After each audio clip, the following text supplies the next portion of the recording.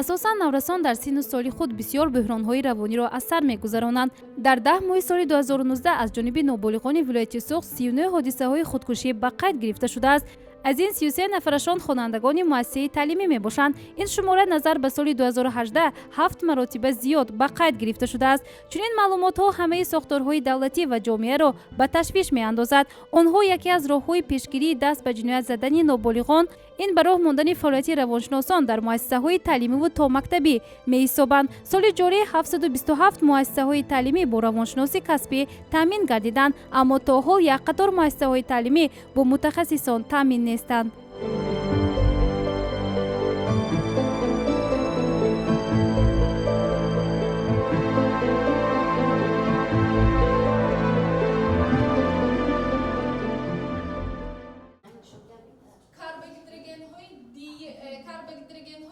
тӯҳфанисо абдураҳмонова 65 сол дораду дар муассисаи таҳсилоти миёнаи умумии рақами 34 ҷамоати деҳоти хистеварс ба ҳайси равоншинос фаъолияти худро ба роҳ мондааст. барои равоншинос шудан ба ӯ лозим омад ки баъд аз хатми донишгоҳ бо ихтисоси омӯзгори синфҳои ибтидоӣ ва ба нафақа баромадан курси кӯтоҳмуддати равоншиносиро гузарад.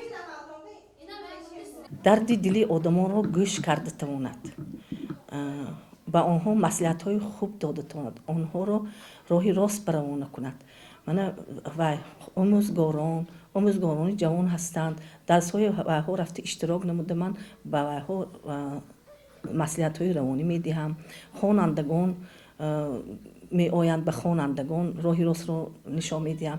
инчунин волидайнҳо низ омада аз ман маслиҳатҳо мепурсанд.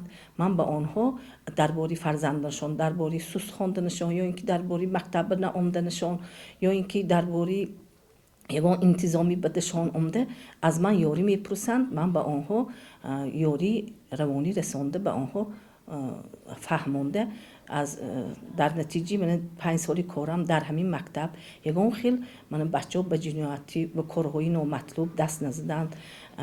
аксарияти онҳо нағз ба дарсҳои муаллимо баъзи бачаҳо гӯш намекарданд.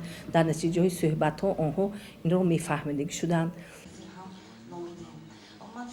дар донишгоҳи давлатии хуҷанд ба номи академик бобоҷон ғафуров факултаи психология амал мекунад, ки донишҷӯён дар ду ихтисос психологияи умумӣ ва таҳсилоти томактабӣ, равоншиноси амалӣ таҳсил карда истоданд. новобаста аз ин норасогии равоншиносон дар соҳаи маориф эҳсос мегардад.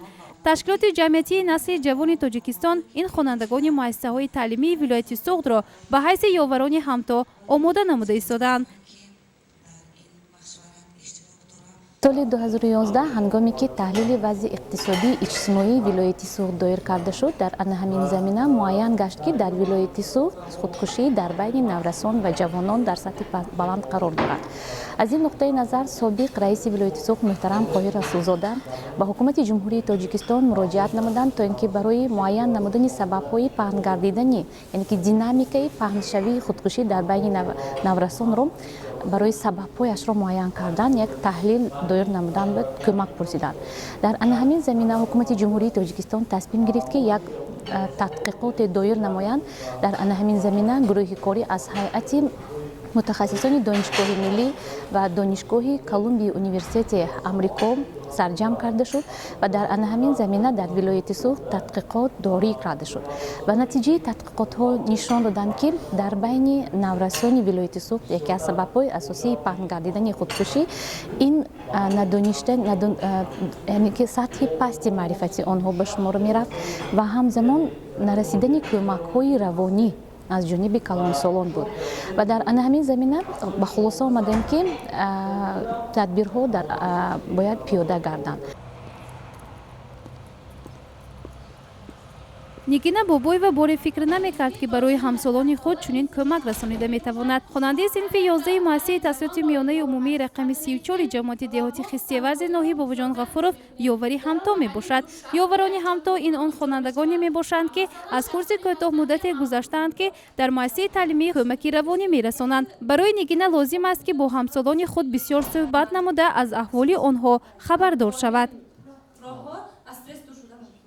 вақте ки мо ба ин ташкилот рафтем, дар он ҷо яъне тренерон ба мо якчанд мавзӯъҳоро гузаштанд ки дар он ба монанди стресс, синни наврасӣ ва стил ап шунида буд. Ва вақте ки ин мавзӯъҳоро ба мо фаҳмониданд, дар тӯли 3 рӯз мо онҳоро аз худ намудем, яъне ба муассисаи худ дар тамоми хонандагоне ки дар ин муассиса таҳсил мекунанд, яъне ба онҳо бо тартиби мунтазами дарсҳо гузаштем. Вақте ки ба онҳо мо ин мавзӯъҳоро гузарондем, яъне онҳоро психологи онҳоро дарк намудем ки онҳо ба чунин мушкилиҳо дучор мешаванд ё ин ки не, чӣ тавр онҳо аз ин мушкилотҳо мебароянд, ба онҳо фаҳмондему, яъне онҳоро низ дарк намудем. Ҷавонон яъне дар синни наврасии худ дар якчанд буҳронҳо дучор мешаванд, ба монанди яъне буҳроне ки ба мо асосан бисёртар мо асту дарк карда истодаем, ин яъне нофаҳмӣ байни онҳо мебошад ки бисёри хонандагон ба мо мефаҳмонанд ки яъне мо бо дӯстони худ, яъне бо ҳамсабақони худ якчанд муноқишаҳои бад рух додааст ва онҳоро мо мехоҳем ки байни ҳамдигар яъне ба тариқи пинҳонӣ ҳал намоем. аммо дар муассисаи худ ба тариқи пинҳонӣ ба 12 нафар кӯмаки равонӣ расондем ва боз 4 нафари онҳоро ба назди психолог равонӣ кардем, чунки баъзии онҳо ба тариқи пинҳонӣ хостанд ва мо ба онҳо ба тариқи пинҳонӣ фаҳмондем.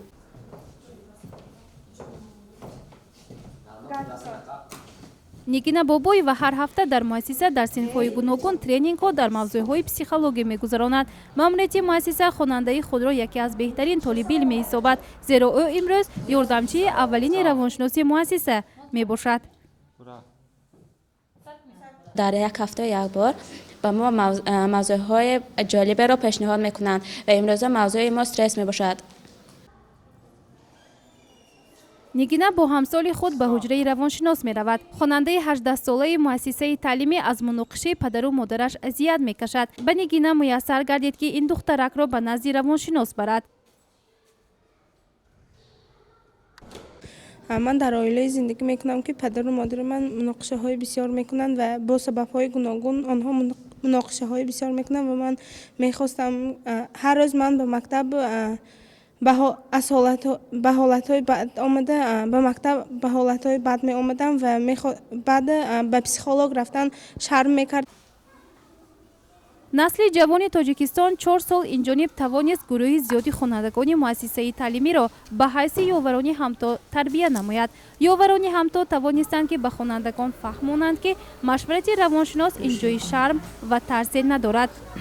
2 то аз шаҳри ваҳда, 3 то аз ҳисоб будем. дар он ҷо ҳама ҷамъ шудем, ҳамсол ба ҳамсол тренинг гузарондем, психология, одоби муошират. хело зебо буд, ба мо махқул шуд. аввал дар омадем, хело тарс доштем, тарсидем, чӣ хел аз дилат ҳавоӣ мешавад, тарсидем. баъд дар омадем, не гап задем, дигар сабук шудем, худамонро озод ҳис кардем, моро ҷаҳонбиниямонро васеъ гардонидан. ҳангоме ки ман ӯро дидам, ман ба зудӣ дарк карда тавонистам ки ӯ каме ба худ як мушкилие дорад, ки ман бо ӯ суҳбати махфӣ гузарондам ва баъд аз он суҳбат тавонистам ки бифаҳмам ки чӣ гуна мушкилӣ дорад ва баъд аз он ӯ ба ман гуфт ки нофаҳмӣ байни падару модар. мақомотҳои марбута аллакай ҳамкориро барои пешгирии ҳамин ҳодисаҳои наматлуб дар байни наврасон механизмашро коркард карданд ва имрӯз дар ҳамин замина мо мебинем ки худи ёварони ҳамто 600 нафар наврасро ба психологони мактабӣ ҳамроҳӣ карданд ва ин боиси як кӯмак барои аз ҳолати бӯҳронӣ баромадани наврас ба аллакай кӯмаки калон карда шуд ва вақте ки аз ҷониби ёвари ҳамто, яъне ки аз ҷониби ҳамсоли худаш як масъалаи мубрам вақте ки фаҳмонида мешавад, он тез қабул карда мешавад.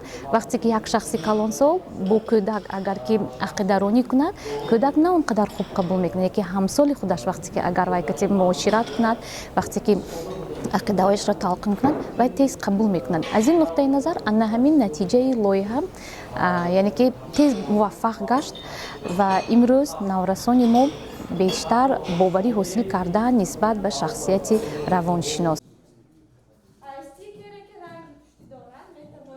марҳабо бобоҷонова хонандаи синфи 11 муассисаи таҳсилоти миёнаи умумии рақами 35 ҷамоати деҳоти хистияварз мебошад. марҳабо низ дар лоиҳаи насли ҷавони тоҷикистон иштирок намуда имрӯз дар муассиса тренингҳои гуногуни равонӣ гузаронида истодааст. ном бурда мехоҳад ки дар оянда равоншинос шавад. яке аз проблемаҳои асосӣ ин бухрони синну соли наврасӣ мебошад. оди бухрони синну соли наврасӣ мо ба ҳамаи хонандагон тренингҳо дар синфхонаҳо тренингҳо ва дар ҷамъоматҳои пагоҳирӯзӣ амини сесҳо гузаронидем. аз ин хонандагон хеле шод ҳастанд. дар бораи бухронхои синну соли наврасӣ онҳо намедонистанд ва огоҳ шуданд. дар як ҳафта як маротиба дар як синф мо тренинг мегузаронем.